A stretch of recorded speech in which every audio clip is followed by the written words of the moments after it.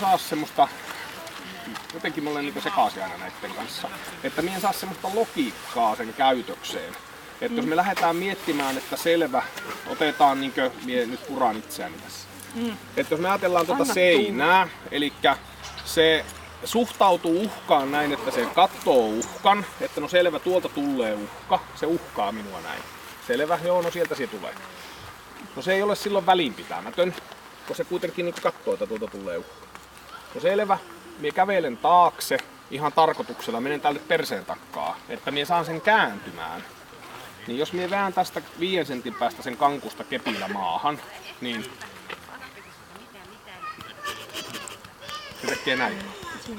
Että siinä hakkaa saatana, että toivottavasti et osuu. Se on niinku se ainut, mitä mie saan sieltä niinku irti tavalla. Että mie en saa esimerkiksi semmoista, että kun mie kierrän sinne taakse, että se kääntyisi niinku näin, että mie haluan nähdä, kuka sieltä tulee. Vaan sen mielestä niinku se tulee, kuka tulee sieltä ja sillä selvä. Ja sitten tavallaan kun ajatellaan sitä niinku rohkeutta, että sehän on rohkeutta. Rohkeuttahan on sekin, että mie katon, että sieltä tulee Ippo ja se meinaa lyö minua turpaan ja mie vain katon tällä, että no lyö sitten turpaan, kerta siltä tulee. Vähän sillä tyylillä. Että se on toisaalta rohkeutta. No sitten toisaalta kun mietitään temperamenttia, se menee hyvin testin läpi. No, kohtuullisen vilkas. No, ei sekään niin oikein nasaha kohilleen. Että periaatteessa niin kun pitää vähän hitaasti kävellä, että se ehtii niin matkaan. No sitten taas pimeä huone, niin siellä se niin eteni ihan täyttä päätä. Nuuski teki jopa töitä. Sitten kun äitskä on siellä, nyt haetaanpa tästä reitti. Sitten siellä kuitenkin sitä toimintakykyä on. En mie niin saa tätä niin täsmää millään. Niinkö, että mikä siellä mä oon itse seurannut tätä koiraa kaikessa sen tekemisissä, niin tää on niinku ehkä semmonen ristiriitaisen olento meidän perheessä, että siellä on ja siellä ei. Mä en oikein tiedä, että mihin se mihin se niinku asettuu. Niin. Ja nyt ajatellaan tavallaan että me ei mietitä mitään tekemistä sen kanssa, vaan me mietitään vain näin koiraa. Niin tämähän on hyvin miellyttävä. Siis se on hyvin tämmönen näin no on niin siis mahtava avoin koira tulee ihan täyttä päätä sen ihmisen luokse, selvä, siellä voit silittää. No sitten jos me mietitään taas hermoja, että rauhallinen ja varma.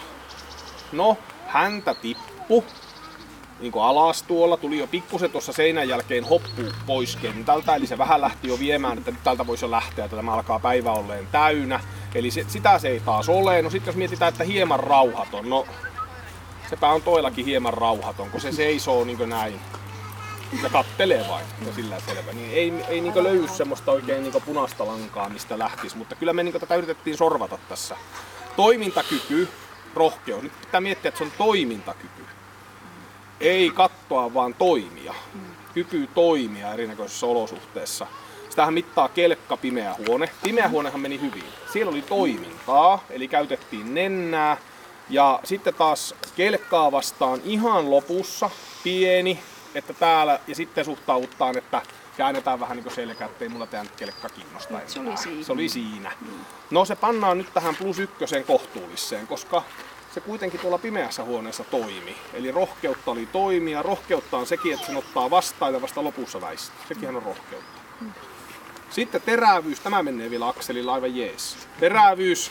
Miten se suhtautuu aggressiivisesti? No se ei suhtaudu aggressiivisesti. Sitä pitäisi lyödä sillä niin näin kuvainnollisesti sillä pajulla ottaa yhden kerran, että näkisi, että onko siellä niin aggressiota. Mitä me ei tässä niin, mitä se niinku teki, sen tiedä. Sehän voisi olla, että sitten se räjäyttäisi pankkia ja sanoisi, että no nyt riittää ja sitten. Nyt menit yli. Niin, menit yli. No tässä nyt se on sitten pieni.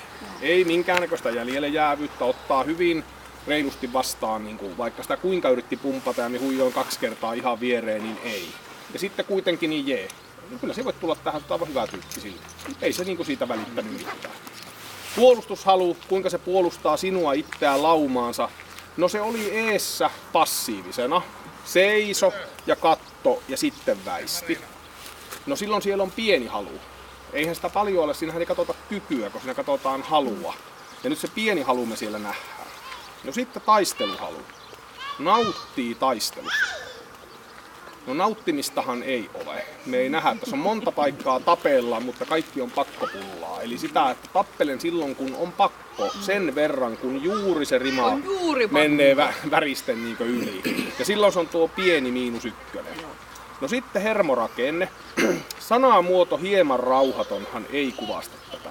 Mutta nyt jos me katsotaan sen ilmeitä, jota se tekee tosi tehokkaasti, korvia, häntähän on tälle niin semmoinen, se on todella hyvä. Se on melkein kuin viisari, millä se näyttää, että miltä siitä tuntuu. Eli se tuli tänne häntä ihan ylhäällä ja nyt se lähtee niin häntä alhaalla. No, niin. Ja nyt me pannaan se +1, se hermorakenne hieman rauhaton, vaikkei se niin kuvasta sanallisesti sitä. Se ei fyysisesti tee mitään rauhattomuutta, mutta päässä niin myllertäisi. Näin me niin se tulkitaan niin sanotusti. No sitten mielen vilkkaus, huomiokyvyn nopeus. Niin me pannaan se nyt niin sitä, minusta sitä kuvastaa, kun se juteltiin hirveän hyvin, hieman välinpitämätön. Eli mulla ei kiinnosta tää testit. Järjestää, selvä äiti on minut kerta tänne ilmoittanut, niin minä tulen tänne testiin, mutta ei mulla kiinnosta tämä testi. Että siinä kun testaikaa. Ja nyt me pannaan se tähän -1p, hieman välinpitämätön. Se olisi niin se pääsyy, mikä aiheuttaisi tämmöisen käytöksen. Eli taistelu, haluttomuus ja välinpitämättömyys.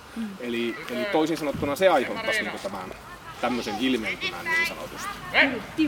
Tilan, niin. Kovuus, muisti, no selvä se kertoo, että siellä on pehmeyttä, koska se tekee väistöjä.